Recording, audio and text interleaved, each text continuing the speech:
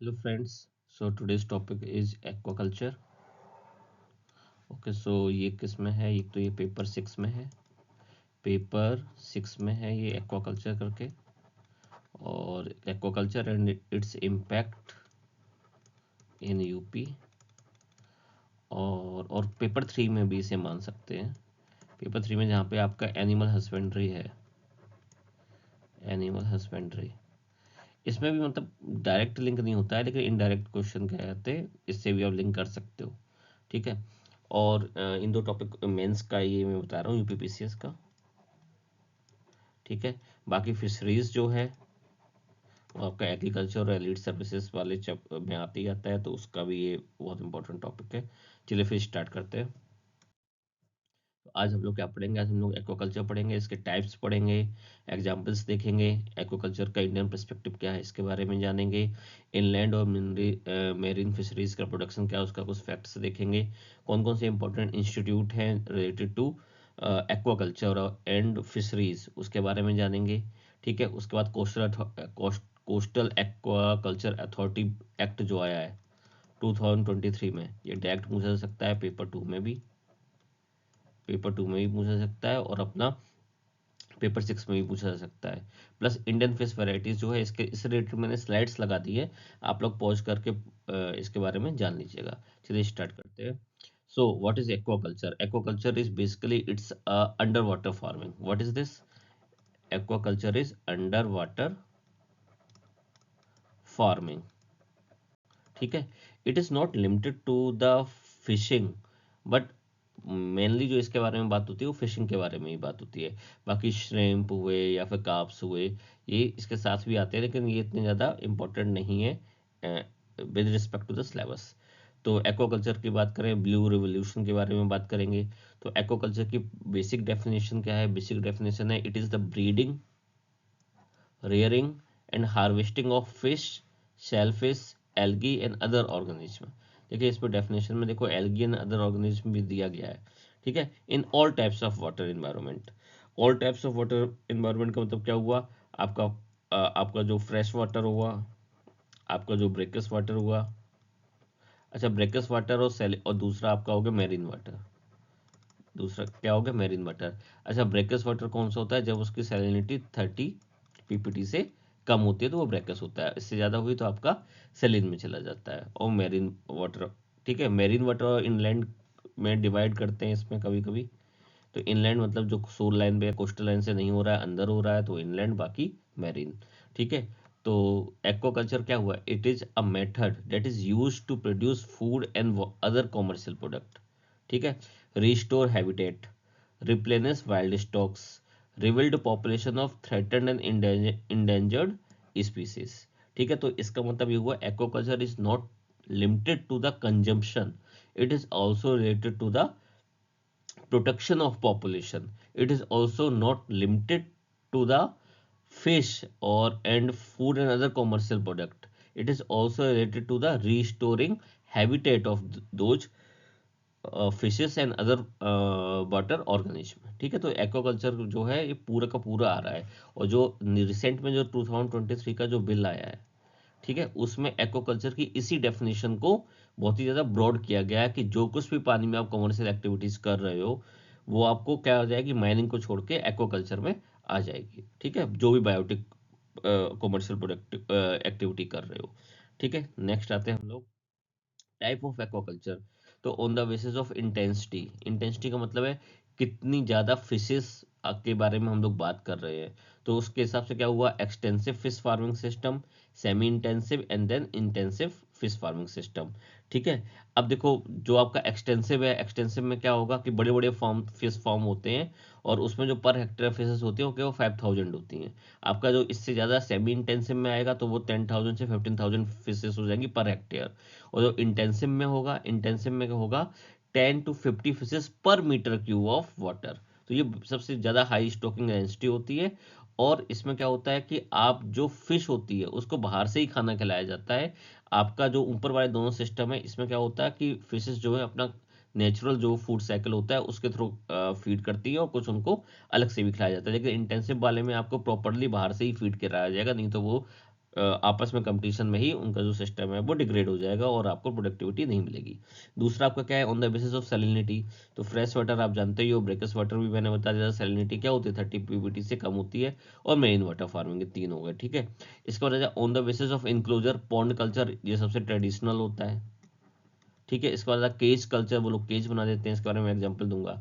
Pen culture, देखो cage culture और pen culture में क्या होता है, पेन कल्चर में जो बेस होता है वो ओपन होता है, केवल चारों तरफ से ऊपर से, मतलब जैसे अगर ये है, अगर ये पानी है तो क्या ऊपर से लिमिटेड कर देंगे, ठीक है, नीचे ओपन होगा। तो अगर कोई फिश चाहे तो नीचे से जा सकती है, लेकिन एक्चुअली जनरली पेन कल्चर जहाँ अप्लाई, जहाँ इम्प्लॉय होता है वहाँ पर नीचे बैरियर, नेचुरल बैरियर होते हैं, जैसे फ्योर्ड हुआ या आपका लेक हुई, ठीक है। रेस अवे कल्चर, इसके बारे में हम भी बताएंगे, ठीक है। On the basis of fishes species, तो मोनोकल्चर हुआ और पॉलीकल्चर हुआ। तो मोनोकल्चर आपको बताइए, जैसे एग्रीकल्चर में होता था एक ही तरह की आप फार्मिंग करते हो। मोनोकल्चर में क्या होता है, केवल एक टाइप की फिश स्पीसीज को आप क्या करते हो, रियर करते हो, ठीक है। जैसे आपने क्या ट्राउट को कर दिया, या टिलापिया को कर दिया, कैट फिशेस को कर दिया, कार्प्स को कर दिया, श्रिम्प को कर दिया। तो एक ही तरह को करोगे आप, मिक्स नहीं करोगे, ठीक है। पॉलीकल्चर में आप मिक्स कर सकते हो। On the basis of integration, तो एग्रीकल्चर कम फिश फार्मिंग, ठीक है। ये एग्रीकल्चर कम फिश फार्मिंग का एग्जांपल कहाँ पे है, बहुत अच्छा एग्जांपल आता है। वो एग्जांपल आता है आपका ये 24 परगना में, एक 24 परगना में। वहाँ पे क्या हुआ था, आपका जो वाटर है, वाटर में फॉस्फेट और सल्फाइड का अमाउंट कम हो गया था। तो वहाँ पर एमजी नरेगा के थ्रू, एमजी नरेगा का फंड का इस्तेमाल हुआ, और लोगों ने जो राइस हुआ, उस राइस को किसके थ्रू उगाया, उन्होंने साथ में फिशिंग के थ्रू उगाया।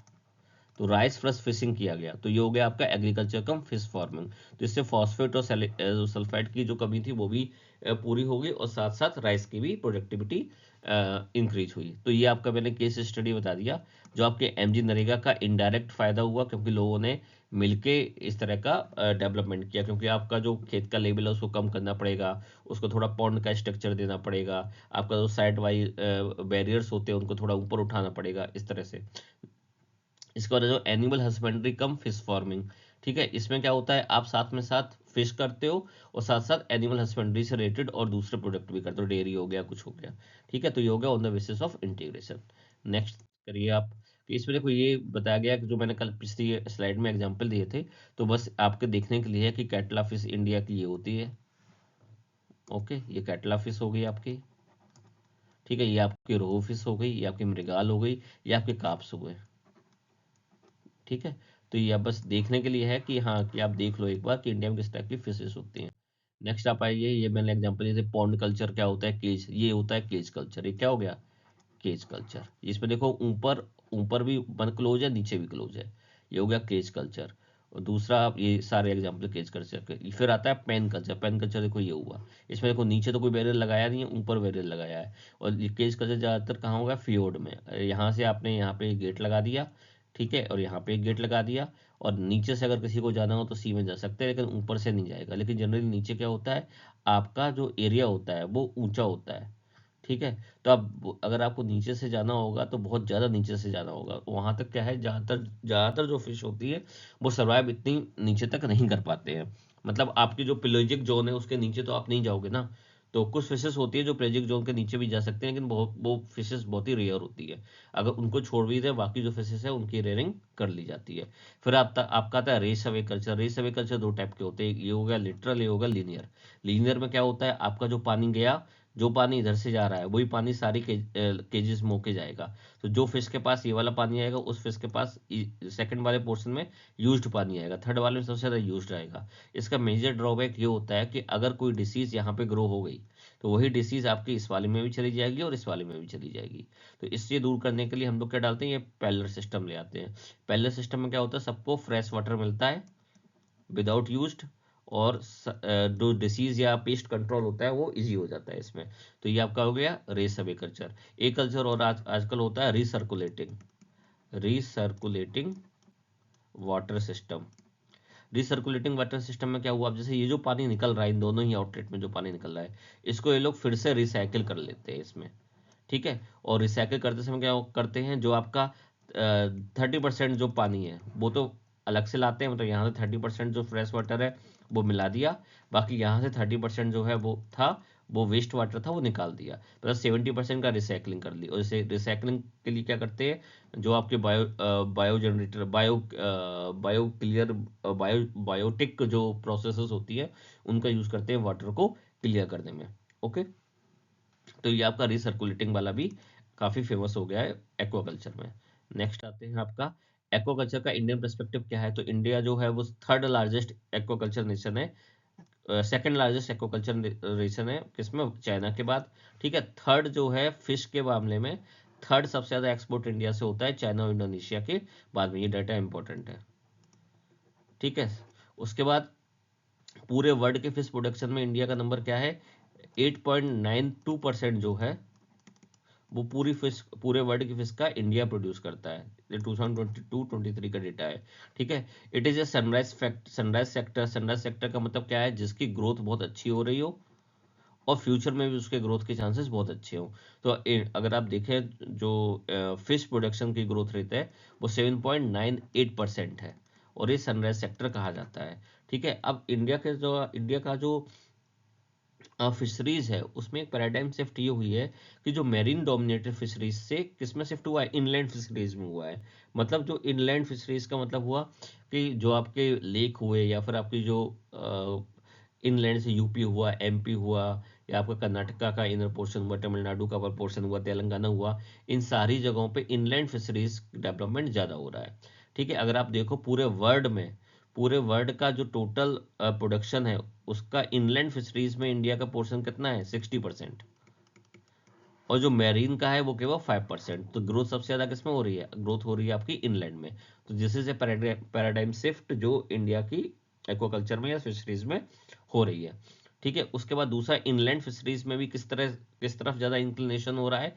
पहले फिश जो है कैप्चर की जाती थी, अब क्या है, कल्चर वेस्ट, मतलब आपका कॉमर्शियल प्रोडक्शन की ओर टेंडेंसी बढ़ रही है। मीन्स आप डिफरेंट टाइप के केज हुआ, पॉन्ड हुआ, पेन कल्चर हुआ, जो भी मैंने बताया है, उस तरह से आप कॉमर्शियल तरीके से with the support of government schemes आप क्या कर रहे हो, गवर्नमेंट आप इसको डेवलप कर रहे हो, एज ए प्रोफेशन डेवलप कर रहे हो। तो ये भी इंडिया में सबसे ज़्यादा इम्प्रूव हुआ है। और इसी को इंडिया में बोला जा रहा है क्या, सस्टेन्ड ब्लू इकोनॉमी।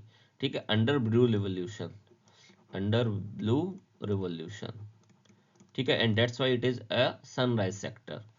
ओके, तो ये एक्वाकल्चर का इंडिया में पर्सपेक्टिव जो है बहुत ही ज़्यादा ब्राइट है। नेक्स्ट आ जाओ कि टोटल फिश प्रोडक्शन सबसे ज़्यादा कहाँ हो रहा है।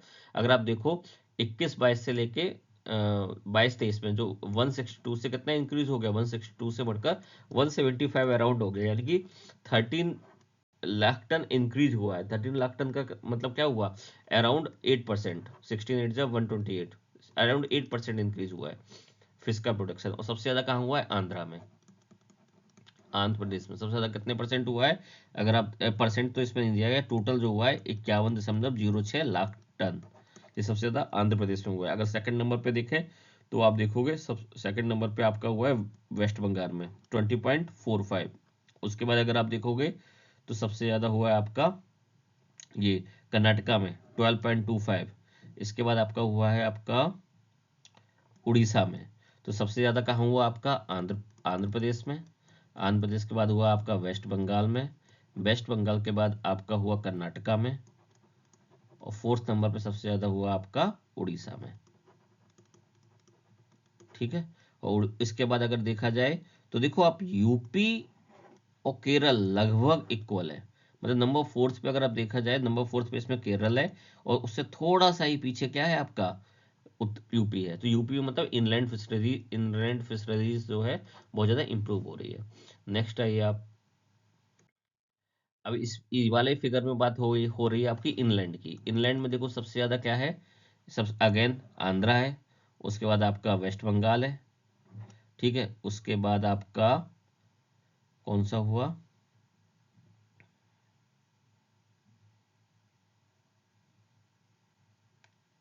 उसके बाद आपका आ गया यूपी। यूपी थर्ड नंबर पे है। ठीक है, यूपी थर्ड नंबर पे, ये सेकंड नंबर पे है। फोर्थ नंबर पे उड़ीसा है।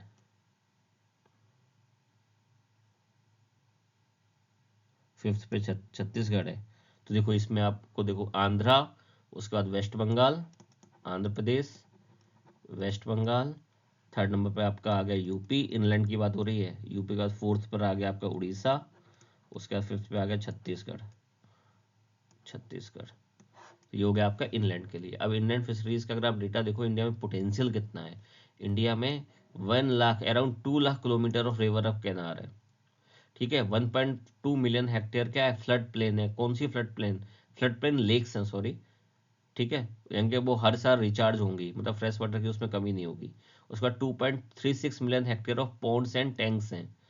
जो आप अमृत सागर जो बन रहे हैं ना, अमृत सरोवर और अमृत सागर, अमृत सरोवर जो बन रहे हैं, ठीक है। हर एक डिस्ट्रिक्ट में क्या कहते हैं बनाने टारगेट किया गया है कि अमृत सरोवर होने चाहिए। ठीक है, तो इसके इसमें फिर आप क्या करोगे, आप फिशरीज को इम्प्रूव करोगे। ठीक है, इसके बाद क्या है आपका 1.24 million hectare breaks water resources, ये भी है। ये मतलब सैलिन आपके जो ऐसे पॉइंट जिसमें खारा पानी है लेकिन जो सैलिनिटी है वो ज़्यादा नहीं है, तो ये हो गया आपका इनलैंड का। नेक्स्ट आइए आप मैरीन वाले में। तो मैरीन वाले में इंडिया में क्या है, इंडिया में अराउंड तो कोस्टल लाइन है वो कितनी है, 8100 किलोमीटर की कोस्टल लाइन है। 2 million square kilometre of exclusive economic zone जो है वो इंडिया का है। और 500,000 स्क्वायर किलोमीटर क्या है, कॉन्टिनेंटल सेल्फ है। कॉन्टिनेंटल सेल्फ सेल्फ का मतलब क्या हुआ कि आपका ये आपका जो कॉन्टिनेंटल सेल्फ है, तो यहाँ पे आपके फिशरीज में यहाँ आपको बहुत ज़्यादा होने के चांस रहते हैं। ठीक है, आप आराम से उसे फिशिंग कर सकते हो। India has an estimated fisheries potential of 4.41 million ton. ठीक है, अब देखो इसमें नंबर 1 पे कोस्टल में कौन है, नंबर 1 पे? तो देखो कोस्टल में सब नंबर 1 पर है आपका कर्नाटका। परसेंटेज वाइज देखो 7.30। नंबर 1 पे क्या है, कर्नाटका। सेकंड नंबर पे आपका क्या है, केरल। ठीक है, थर्ड नंबर पे आपका क्या है, आंध्रा। फोर्थ नंबर पर है, नहीं थर्ड नंबर पे तो अभी ये आपका देखो सेकंड नंबर पे गुजरात है, ये सेकंड नंबर पे है। ठीक है, तो आप लोग देख लेना पॉज करके, तो इसमें सबके डेटा दिए गए हैं। ठीक है, कोस्टल की अगर बात करूँ तो। ठीक है, नेक्स्ट आइए आप, ये इंडिया इंपॉर्टेंट इंस्टीट्यूट एक्वाकल्चर से रिलेटेड कौन कौन से हैं। ये आपका क्या, national fisheries development board, NFDB। ठीक है, ठीक है, ये किसके अंदर है, डिपार्टमेंट ऑफ फिशरीज के अंदर आता है। ऑटोनोमस ऑर्गेनाइजेशन है। ठीक है, 2006 में बना था। ठीक है, कौन कौन सी स्कीम्स का में ये nodal as a nodal development board की तरह काम करता है, नोडल सेंटर की तरह काम करता है। प्रधानमंत्री मत्स्य संपदा योजना। ठीक है, group accident insurance scheme. Actually जो GIS है, GAIS, वो एक तरह से PMMSY के अंदर ही आता है। ठीक है, fisheries and aquaculture infrastructure development fund है। और आपका ब्लू रिवोल्यूशन नीलकंठी मिशन जो सेंटर सेक्टर स्कीम है, इसके ऊपर आता है। ठीक है, ये मत्स्य सेतु ऐप है। ठीक है, मत्स्य सेतु ऐप जो है पूरी जानकारी देता है PMSSY की और फिशरीज से रिलेटेड जो भी आपको इंफॉर्मेशन चाहिएगा। ठीक है, नेक्स्ट आपका आता है आपका ICAR का जो centre marine fisheries research institute है, ये बहुत इंपॉर्टेंट इंस्टीट्यूट है। ठीक है, ये कहाँ पर है, ये आपका कोची में है। कहाँ पर है, कोची। कोची कहाँ पर है, केरल में। इसका मेन पर्पस क्या है कि जितनी भी मेरीन फिशरीज रिसोर्सेस हैं आपके EEZ में, उन सब के ऊपर क्लाइमेट का क्या फ़र्क पड़ रहा है और जो एंथ्रोपोजेनिक एक्टिविटीज उनका क्या फ़र्क पड़ रहा है, उनको एक्सेस करना। ठीक है, एक तरह का डेवलपमेंट करने प्लान्स, कैसे सस्टेनेबल डेवलपमेंट प्लान करने हैं फिशरीज के। आप लोग बताओगे कौन से SDG में बात होती है, life under water, life below water की बात होती है, वो इसी SDG में आएगा। ठीक है, आप लोग बताना 12 है या 13 है या 14 है। ठीक है, इसके बाद आता है basic and strategic research in mariculture to enhance production. तो ये बेसिक रिसर्च तो होगा क्योंकि नाम में ही रिसर्च लिखा हुआ है। इसके बाद ये क्या है, इसमें सारा जियो इंफॉर्मेशन भी होती है कि कहाँ कहाँ फिशरीज ज़्यादा है, कौन कौन सी रूट को आपको फॉलो करना चाहिए कि जहाँ पर आपको फिशरी मिलने के चांसेस ज़्यादा होते हैं, as per the climate and as per the season. ठीक है, इसमें मेन इंपॉर्टेंट चीज़ जो है वो है आपका centre marine fisheries research institute कहाँ पर है और इसका मेन पर्पज क्या है। ठीक है, नेक्स्ट आओ आप, ये सेकंड जो है आपका जैसे मेरीन का है वैसे इनलैंड का भी है। अब आता है इसका central institute of fresh water aquaculture. Central institute of fresh water aquaculture जो है उसका हेडक्वार्टर कहाँ पर है आपका, ये भुवनेश्वर में है। हेडक्वार्टर कहाँ पर है, भुवनेश्वर में है। ठीक है, इसका मेन पर्पस क्या है कि आपको सस्टेनेबल कल्चर सिस्टम डेवलप करने हैं। ठीक है, किसके लिए? फ्रेश वाटर के लिए, सेलफिश के लिए, फिनफिश के लिए। ठीक है, species and system diversification in fresh water aquaculture, तो ये भी कहानी लिखी हुई है। जो आप आएगा क्वेश्चन डायरेक्ट तो लिख देना, नहीं तो केवल नाम लिख के आप निकल लेना। Human resource development through training, education and extension. ठीक है, कहानी है बाकी और कुछ नहीं है। बस आपको ये बताना चाहिए कि सीफा जो है वो आपका आईसीआर की एक वो इंस्टीट्यूट है, Indian council of agriculture research की, और इसका मेन पर्पज है आपका जो फ्रेश वाटर फिनफिश और सेलफिश से रिलेटेड है, और इसका हेडक्वार्टर कहाँ है? उड़ीसा में है, भुवनेश्वर में। नेक्स्ट आपका आता है, ये सबसे इंपॉर्टेंट है इसका, central institute of fisheries nautical and engineering training. अब इसमें पता नहीं इन्होंने ऐसा क्यों लिखा है, मेरे हिसाब से तो central institute of fisheries and nautical engineering training होना चाहिए। जैसे आपका सिपेट होता है, सिपेट आप लोगों ने सुना होगा, central institute of plastic engineering and technology. ठीक है, तो ऐसे ही ये सिपेट सेंट्रल गवर्नमेंट का इंस्टीट्यूट है, जो आपको क्या बताता है? फिशरीज से रिलेटेड जो भी इंजीनियरिंग है, जो भी आपकी नॉटिकल इंजीनियरिंग है, उसके बारे में बताता है। अब ये हुआ क्या था, जो मर्चेंट नेवी जब बनी थी, मर्चेंट नेवी का जो एक्ट बना था 1958 में, ठीक है, उसने कहा था कि भाई जितने भी लोग शिप पे जा रहे हैं, कॉमर्शियल शिप पे जा रहे हैं, उन सारे शिप पे जाने वाले लोगों का क्या होना चाहिए? एक पर्टिकुलर ट्रेनिंग होनी चाहिए, वो स्किल्ड होने चाहिए, और उससे उनको एक सर्टिफिकेट मिलना चाहिए। तो इससे रिलेटेड आपको कोई एक इंस्टीट्यूट बनाना था, तो उसके लिए सबसे पहले तो कमेटी बनाएगी। जो एक कमेटी बनी वो कब बनी? आपकी 1959 में बनी, और उसके बाद इन दोनों की रिकमेंडेशन पे क्या बनाया गया? सिफनेट बनाया गया। इसको इनिशियली क्या बोला जाता था? Central institute of fisheries operatives. तो क्या लिखा है? फिशरीज ऑपरेटिव्स है। ठीक है, बाद में इसका नाम बदल के central institute of fisheries nautical engineering training हो गया। ठीक है, और ये बना कब है? 1963 में। ठीक है, उसके बाद क्या हुआ? जो मर्चेंट शिपिंग एक्ट जो था 1987, उसने ये कंपलसरी कर दिया, जितने भी फिशिंग वेसल्स है with mechanical propulsion are required to be manned by duly certified personnel from CIFNET और अदर एक्रीडेटिंग एजेंसी। ठीक है, तो ये भी एक इंपॉर्टेंट है। ठीक है, ये है कहाँ पे? चेन्नई में है। कहाँ पर ये? चेन्नई में। नेक्स्ट आइएगा, ये आपका कोस्टल एक्वाकल्चर अथॉरिटी, ये सबसे इम्पोर्टेंट है। इम्पोर्टेंट मतलब करंट में है तो इम्पोर्टेंट माना जाएगा। इसका जो एक्ट था, ये एक्ट ऑफ पार्लियामेंट के थ्रू सबसे पहले तो बनी थी। ये कब बनी थी? ये 2005 में बनी थी। इसके बाद इसके एक्ट में अमेंडमेंट लाया गया, कब? 2023 में। ठीक है, जो ये अमेंडमेंट लाया गया उसका मेन पर्पज़ क्या था कि जित CRZ कोस्ट जो आपका कोस्टल रेगुलेशन जोन है, ठीक है, इसमें जो भी एक्टिविटीज़ अगर एक्वाकल्चर से रिलेटेड हो रही है तो वो अलाउ करी जाए। सबसे पहला तो पॉइंट तो ये था। सेकंड पॉइंट इसमें ये था कि एक्वाकल्चर की जो बेसिक एक्टिविटीज़ थी, उसके अलावा जितनी भी एक्टिविटीज़ है उनको भी एक्वाकल्चर के अंदर मान के अलाउ किया जाए, CRZ में भी। तो वो कौन कौन सी एक्टिविटीज़ इन्होंने विद द नेम रखी? उन्होंने रखा जितनी भी हैचरीज है। हैचरीज का मतलब जहाँ पे भी डेवलपमेंट होता है आपका सीड का है, फिश सीडलिंग्स का। ठीक है, आपका ब्रूड स्टॉक मल्टीप्लिकेशन सेंटर, आपके न्यूक्लियस ब्रीडिंग सेंटर, मतलब रिप्रोडक्शन से रिलेटेड फिशरीज के अदर जो आपके एक्वेटिक स्पीसीज है, उन सब का डेवलपमेंट आप CRZ में कर सकते हो within no development zone. Within no development zone का मतलब क्या है कि आपका कोस्टल लाइन में जो हाई टाइड लाइन होती है, मतलब ये जो आपकी कोस्टल लाइन हुई, ठीक है, इसके बाद आपका लो टाइड लाइन हुई और हाई टाइड लाइन हुई। हाई टाइड लाइन मतलब हाई टाइड में कहाँ तक पानी आ जाता है? तो हाई टाइड लाइन से 200 मीटर यहाँ तक आपका क्या होता है? No development zone. लेकिन इस एक्ट के थ्रू जो अमेंडमेंट लाया गया उसमें कहा गया कि एक्वाकल्चर से रिलेटेड जो भी यूनिट्स हैं, जो आपकी हैचरीज हुई है, जो भी मैंने एग्जांपल दिए न्यूक्लियस ब्रीडिंग सेंटर, आप उसको NDZ में खोल सकते हो, अंडर कोस्टल रेगुलेशन जोन में भी खोल सकते हो। ठीक है, इसके बाद इन्होंने क्या कहा? जितने भी जो गवर्नमेंट का जो एक तरह से इंटेंशन भी रहा है कि अगर आपका आपके सिविल से रिलेटेड जितने भी मैटर है उसमें आपका क्या है, जो इम्प्रिजन है वो खत्म कर दिया जाएगा, कि वो पेनल्टी लगाई जाएगी। तो इसमें भी क्या कह दिया गया कि जितने भी इम्प्रिजनमेंट है अप टू 3 ईयर्स, ये सारे हटा दिए गए और केवल एक पेनल्टी लगा दी गई। ठीक है, तो उन्होंने कहा कि जितना भी अगर कोई व्यक्ति ट्रांसग्रेशन करता है इन द नेचर, ये सिविल नेचर का, तो आप क्या करोगे? उसे डिक्रिमिनलाइज कर दोगे। ठीक है, उसके बाद क्या है? To set up facilities that produce genetically improved and disease free stocks. अच्छा, ये इन्होंने एक अच्छा पॉइंट रखा।